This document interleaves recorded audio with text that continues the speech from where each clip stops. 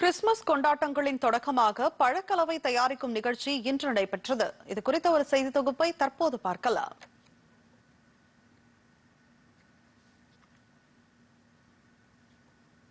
Institute of hotel management சார்பில் Christmas கொண்டாட்டங்களின் துவக்கமாக பழக்கலவை தயாரிக்கும் நிகழ்ச்சி இன்று நடைபெற்றது.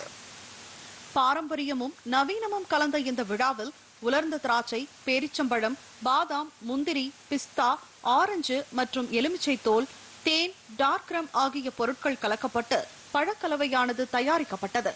இந்த பழக்கலவை கிறிஸ்துமஸுக்கு 2 மாதங்களுக்கு முன்பே தயாரிக்கப்படுகிறது.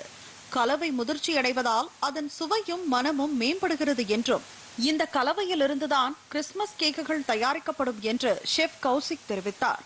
பழங்களை கலக்கும் போது ஒவ்வொருவரும் தங்கள் நல்வாழ்த்துக்களையும் விருப்பங்களையும் சேர்க்கின்றனர். அன்பு, மகிழ்ச்சி, ஒற்றுமை ஆகியவற்றின் கலவையாக இதுபோன்ற நிகழ்வுகள் கிறிஸ்துமஸுக்கு முன்னோட்டமாக அமைகின்றன. 61 ஆண்டுகளாக உலகத்தரம் வாய்ந்த கல்வியை வழங்கி வரும் Chennai institute of hotel management நிறுவனம் இத்தகைய பாரம்பரிய விழாக்களின் மூலம் மாணவர்களுக்கு கலாச்சார மதிப்புகளையும் தொழில்முறை அனுபவத்தையும் வழங்குவதாக நிறுவனத்தின் முதல்வர் பரிமளா தெரிவித்தார். நிகழ்ச்சியில் சமையல் கலைஞர்களான வெங்கடேஷ் ரெட்டி, கௌஷிக், பூபேஷ், கிருஷ்ணமூர்த்தி, ஹர்ஷா மற்றும் நிறுவனத்தின் முன்னாள் மாணவர்கள் கலந்து கொண்டனர்.